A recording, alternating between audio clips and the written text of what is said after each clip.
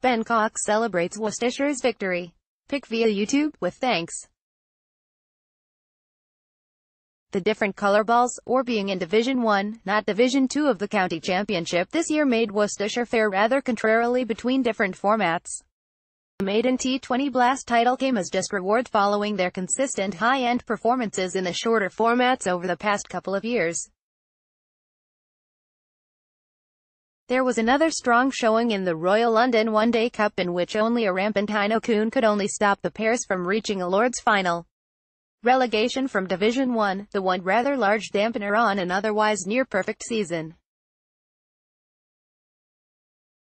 2018 marked the first season since 2005 without Steve Rhodes at the helm for Worcestershire, and their initial fortunes were uncertain. The championship campaign got off to an expected shaky start as it took them until the sixth round to pick up their first win. It came over Lancashire, who were also relegated. Only one more win would follow, a memorable one at that, an innings victory at Scarborough, in what was a dismal red ball campaign. 10 losses from 14 matches, including 5 in a row to end the campaign, was always going to result in relegation. Silverware is rarely tasted by the smaller counties these days, and the enormity of Worcestershire's achievement must be celebrated. Many would have tipped Worcestershire to win the RLODC before the Blast, as they have topped the North Group for 2 seasons in a row. But a first trip to finals day brought their hunger for success into fruition.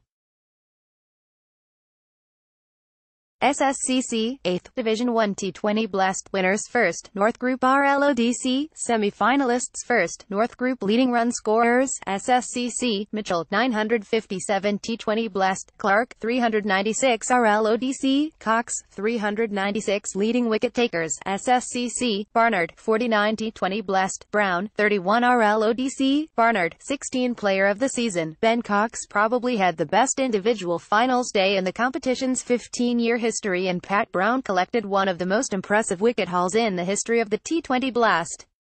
But Ed Barnard is Worcestershire's player of the season. A canny all-rounder in all formats, Barnard will become an exceptional county cricketer. His contribution to Worcestershire is one that cannot be measured purely in numbers, although 49 championship wickets at an average of 23.22 is a pretty good measurement.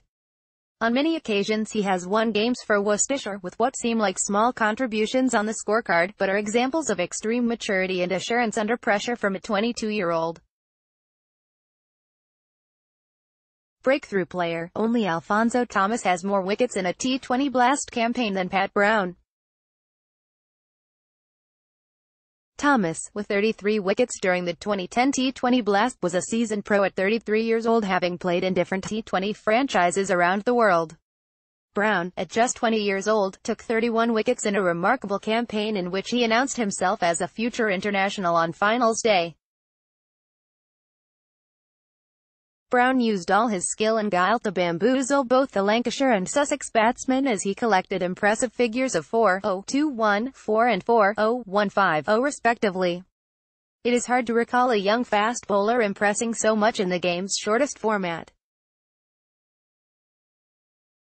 Could have done better. It is hard to single out a single player for this category.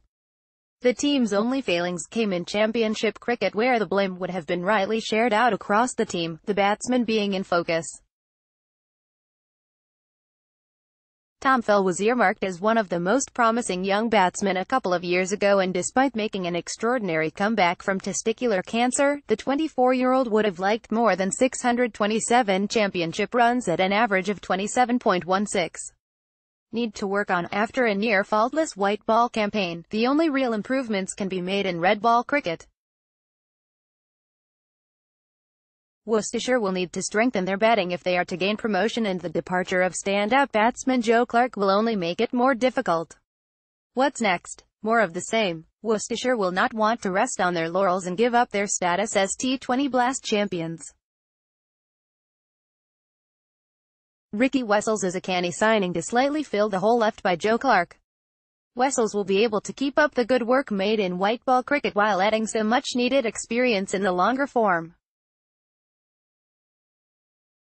Relegation won't be all doom and gloom for those at New Road. Many expected Worcestershire to be relegated, and they were. The real consequences might well be felt if they fail to regain promotion next year, when 3 promotion places are up for grabs. The contrasting possibility is that given their white ball success, perhaps Worcestershire may consider putting red ball cricket on the back seat for now, given how difficult it is for smaller counties to succeed in the format. Red ball cricket is still the pinnacle of the county game, but it is not so unimaginable that some smaller counties may go down that route. Season rating, 8.5, 10 related.